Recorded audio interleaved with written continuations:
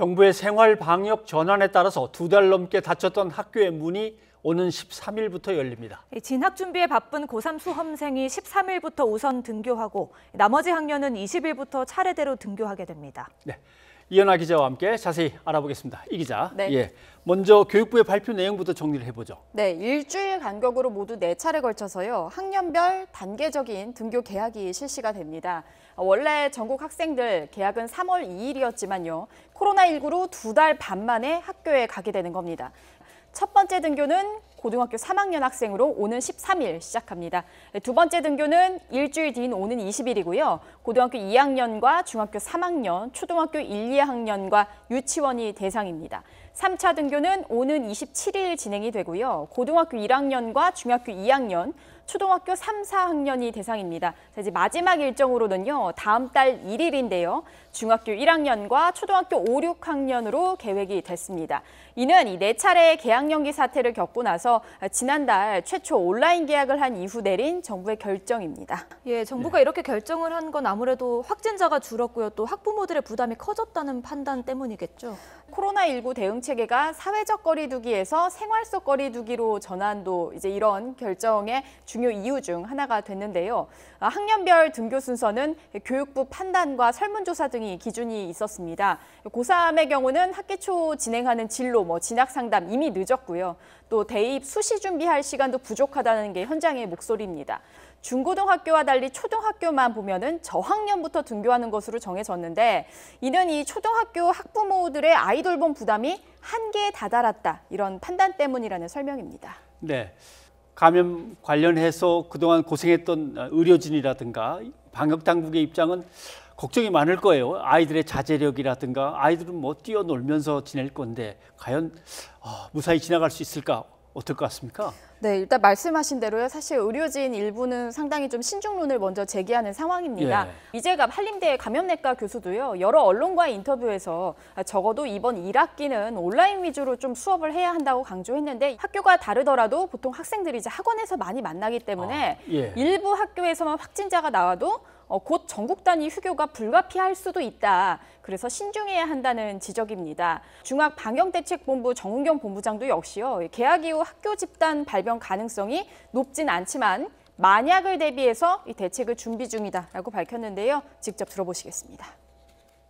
방역 당국과 또 교육 당국이 계속 지침이나 발생했을 때 예상되는 시나리오와 또 조치에 대한 부분들을 계속 협의를 진행하고 있습니다. 또 정세균 국무총리 역시 학교 방역을 최우선 순위에 두고 위험 신호가 발생하면 언제든 거리두기 강도를 조정할 것이다라고 강조를 했습니다. 생활 방역으로 전환을 하지만 코로나19와의 전쟁은 끝나지 않았음을 분명히 밝혔는데요. 관련해서도 이야기 직접 들어보시겠습니다. 방역과 일상이 조화를 이루기 시작하는 것입니다. 지금은 방역에서 긴장의 끈을 놓지 않으면서도 경제 활성화에 역량을 집중해야 할 시기입니다. 생활 속 거리두기가 시작됩니다. 방역 당국의 통제와 감독을 벗어나 국민 스스로 방역의 주체가 되는 겁니다. 류재복 해설위원과 함께 무엇이 달라지고 어떻게 해야 할지 알아보겠습니다. 이제 황금 연휴가 끝나면서 애초에 일부 전문가들은 이 사회적 거리두기가 그래도 잠복기를 고려해야 되기 때문에 한 주나 2주 정도 더 연장되지 않겠느냐 이렇게 이제 말씀하시는 분들이 좀 있었는데 그만큼 좀 걱정이 많다는 얘기겠죠. 그 마지막 열린 생활방역위원회에서 특히 방역 쪽 전문가하고 경제 쪽 전문가는 사회적 거리두기를 연장하자는 주장을 했다고 합니다. 내부적으로 격론이 좀 있었었고요. 그런데 아무래도 이제 총괄하는 입장에서는 국민들과의 약속이 있고 또 지금 몇 번 연기를 했기 때문에 국민적 피로도가 상당히 높습니다. 그래서 생활 속 거리두기로 이제 넘어가게 됐는데요. 넘어갈 수 있었던 좋은 조건과 또 걱정되는 조건 이렇게 두 가지가 있는데요. 무엇보다도 이제 신규 확진자가 상당히 적어졌습니다. 방역 사각지대가 있습니다. 정부가 꼽는 것은 미등록 외국인, 그러니까 불법 체류하는 외국인, 그다음에 외국인 노동자, 그다음에 노숙인 이런 분들은 좀 걱정이 되거든요. 그래서 그런 부분에 대한 방역도 하고 있고요. 그래서 정부가 생활 속 거리두기로 전환을 발표하면서 우리가 처음에 실시했던 그 고강도 사회적 거리두기, 완화된 사회적 거리두기, 그리고 생활 속 거리두기 이 3단계를 놓고 보겠다는 거죠. 그래서 고강도 사회적 거리가 처음 시작된 게 이제 45일 전이었고 네. 이제 고민 때마다 성격이 좀 거리두기의 성격이 바뀌어 왔잖아요. 그렇습니다. 좀 시간대별로 좀 정리를 해볼까요? 3월 22일이 예. 그 고강도 사회적 거리두기 시작한 날입니다. 그때 2주를 예정했었죠. 그 당시에는 그 하루에 확진자가 100명이 넘게 나오던 시절입니다. 상당히 길었던 시간이죠. 그 당시가 신천지 대구교회 그 집단 발병이 어느 정도 안정이 됐지만 뭐 콜센터 집단 감염이라든가 요양원 집단 감염 같은 사회 곳곳에 클러스터가 막 폭발하던 시기였거든요. 그래서 고강도 사회적 거리두기를 둔 겁니다. 그런 다음에 이제 4월 5일부터 2주간 연장을 했습니다. 그 당시는 확진자가 하루 100명 아래로 내려갔고 심지어 이제 4월 6일쯤부터는 50명대에서 유지가 됐었거든요.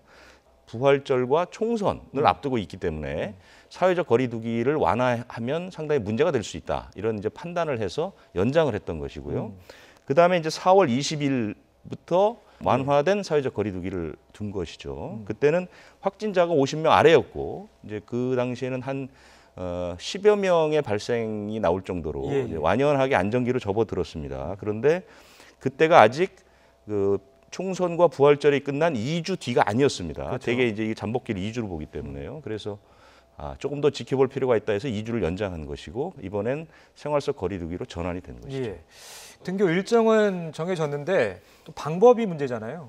그렇습니다. 저희 뭐 어릴 때 생각해 보면 교실이 부족해서 오전 오후반 이렇게 나눠서 했던 기억도 있는데 이번에도 그런 시스템이 지역에 따라서는 도입이 될 수밖에 없는 상황인 거죠. 그렇습니다. 뭐 상당히 많은 그 아이디어들이 나왔거든요. 그래서 학년별 뭐 시차 등교 같은 게 있죠. 아이들에게도 등교 시간을 차이를 두게 되면 뭐 1학년은 9시, 2학년은 9시 반 이렇게 하면 아이들이 한꺼번에 몰려 들어가지 않아도 됩니다. 그런 그 방법이 있는 것이죠. 그 다음에 온라인 수업과 오프라인 수업을 병행하는 겁니다. 등교 수업을 다 대체하는 것이 아니라 어느 정도 비율을 나눠서 우선은 온라인 수업의 비율을 좀 높게 했다가 조금씩 차츰 오프라인 수업으로 이제 넘어가는 방법이 있을 수 있고요. 이런 것들은 이제 각 지역별로 또는 학교별로 학교장의 재량으로 운영을 할 수가 있는 겁니다. 이제 뭐 학교에서 어떤 준비는 이제 어른들이 좀 많이 준비를 하셔야 될 것 같고 네. 방역 대책으로서 또 우리 학생들이 또 학교에서 생활하면서 스스로 또 지켜야 될 수칙들도 좀 있을 것 같아요. 그렇습니다. 가장 중요한 건 마스크인데요. 예. 학생들은 수업 시간에도 마스크를 써야 합니다. 이게 쉽지 않은 일입니다. 등교해서 학교 내에 있는 내내 식사 시간을 제외하고는 계속 마스크를 써야 합니다. 힘들겠지만 어쩔 수 없는 상황이고요. 쉬는 시간도 반별이나 학년별로 다 다르게 운영이 됩니다. 그래서 쉬는 시간에 예전처럼 친구들과 몰려서 잡담을 하거나 이런 것들은 지금 하면 안 되는 것이죠. 그런 것도 달라야 되고요. 식당에 가면 배식 시간도 다 다릅니다. 건강 체크 같은 것도 수시로 해야 되는데요. 고3 학생들은 나이스라는 학생 그 종합 관리 시스템이 있습니다.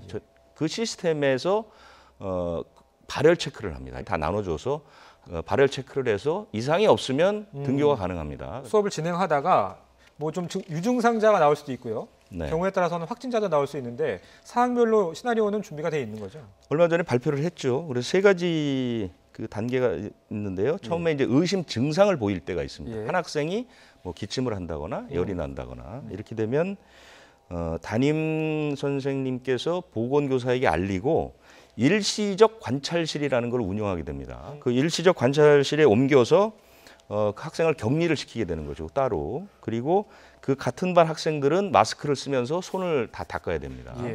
그러다가 이제 그 유증상자가 발생을 하는 것이죠.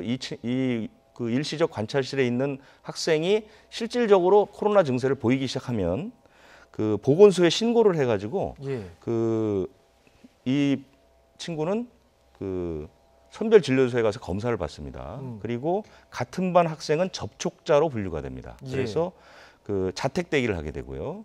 그다음에 같은 층 학생, 그는 능동 감시 대상자 이렇게 분류가 되는 것이죠. 그다음에 확진자가 발생하면 학교는 한 명이라도 발생을 하게 되면 그 학교는 원격 수업으로 대체하게 됩니다. 상황이 좀 안정되다 보니까 어느샌가 위기경보 단계를 지금 심각 단계인데 이걸 좀 경계 단계죠. 경계 단계로 낮춰야 한다 이런 이야기도 나오고 있는데 정부 입장은 어떤 겁니까? 정부 쪽은 사실 비교적 단호합니다. 지금 그 황금 연휴 이후에 2주간이 굉장히 중요합니다. 그렇죠. 앞으로 2주 동안 환자가 어떤 양태로 벌어질지 모르거든요. 왜냐하면 황금 연휴 동안 정말 많은 사람들이 밖에 나들이도 나갔고 접촉을 많이 했기 때문에. 네. 그리고 그 다음은 개학입니다. 개학을 하고 나서 또 1, 2주는 지켜를 봐야 됩니다. 이런 상황을 지켜본 뒤에 안정적으로 유지가 된다면 그때 가서 검토할 일이다. 이 정도 입장을 밝혔습니다. 예, 알겠습니다.